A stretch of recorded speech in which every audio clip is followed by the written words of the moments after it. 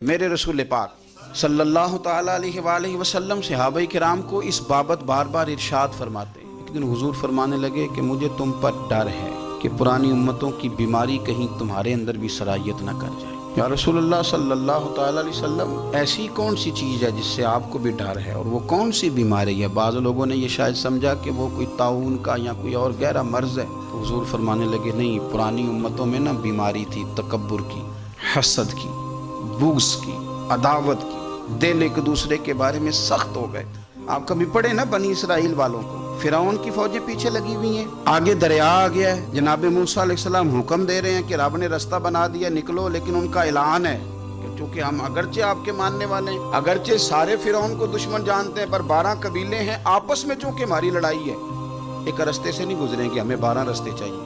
شدید پیاس لگی ہے اور ان سے کہا گیا کہ ڈنڈا ماریں گے جناب موسیٰ علیہ السلام پتھر پہ، اللہ وہاں سے چشمے نکالے گا، پی لو۔ انہوں نے کہا ایک نہیں پیئیں گے، 12 قبیلے ہیں، چونکہ ہمارا اختلاف ہے، ایک سے پانی نہیں پی سکتے، ہمیں 12 الگ الگ چاہیے۔ حضور فرمانے لگے وہ جو پرانی امتوں میں عداوتوں کی بیماری تھی، مجھے ڈر لگتا ہے وہ تمہارے بیچ نہ آ جائے۔ او یارو، اتنی سخت عداوتیں، اتنا گھٹن، اتنی ہماری طبیعتیں ایک دوسرے کے بارے میں سخت۔ آپ کبھی لوگوں کا لب و لہجہ محسوس کریں، جب وہ کسی کے خلاف گفتگو کر رہے ہوتے ہیں تو ایسے محسوس ہوتا ہے کہ وہ تو شخص شاید مار دینا چاہیے، اتنا برا ہے۔ تھوڑی سی اختلاف رائے کو اتنی شدت کی عداوت بنا لینا۔ کئی اللہ والے چھپ گئے، بہت سارے رب کریم کے بندے تھے جو دنیا چھوڑ کے کونوں میں لگ گئے، انہوں نے کہا نہیں گزارا ہوتا ہو بھائی۔ میں کسی کمزور آدمی کی بات نہیں کرنے لگا، ایک دلیر آدمی، حسبن نسبن اخلاقن مروتن، ہر تعلق سے شانوں والے حضرت امام جعفر صادق رضی اللہ تعالیٰ عنہ، اتنے بڑے آدمی کہ امام اعظم ابو حنیفہ جیسے لوگ کہتے ہیں کہ اگر 2 سال امام جعفر صادق کے پاس نہ رہتا تو ابو حنیفہ ہلاک ہو جاتا۔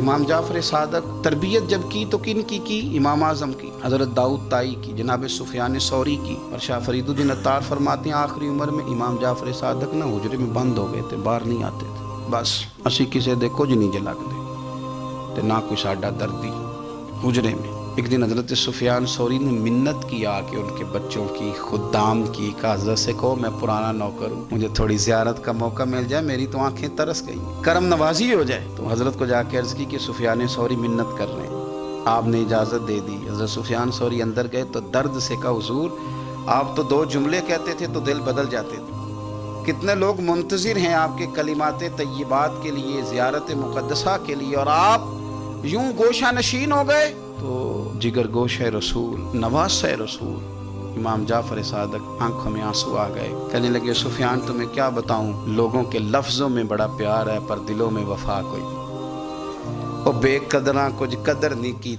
کیتی خوب تسلی ہو، اے دنیا دار پجاری زردے کتیاں دے گل ٹلی، قدر نہیں کی لوگوں۔ اب بس، اب میں اپنا آخری وقت اپنے رب رسول کے ساتھ گزارنا چاہتا ہوں۔ لوگوں کے لفظوں میں بڑی وفا ہے پر دلوں میں ان کے وفا، امام جعفر صادق جیسے لوگ چھپ گئے۔ ہم اپنے رویوں سے اگر ان چیزوں کو نکالیں گے، دلوں کو صاف کریں گے، تو بڑے بڑے قیمتی وجود ہیں جن سے ہمارا رشتہ قائم رہے گا۔ لیکن اگر حسد کی، عداوت کی، بغض کی یہ بھٹیاں جس طرح تپ رہی ہیں آج معاشرے میں، یہ تپتی رہیں، تو بڑے بڑے لوگ ہیں جو منظر سے ہٹ جاتے ہیں، مقابلہ نہیں کر پاتے لوگوں کی عداوتوں کا۔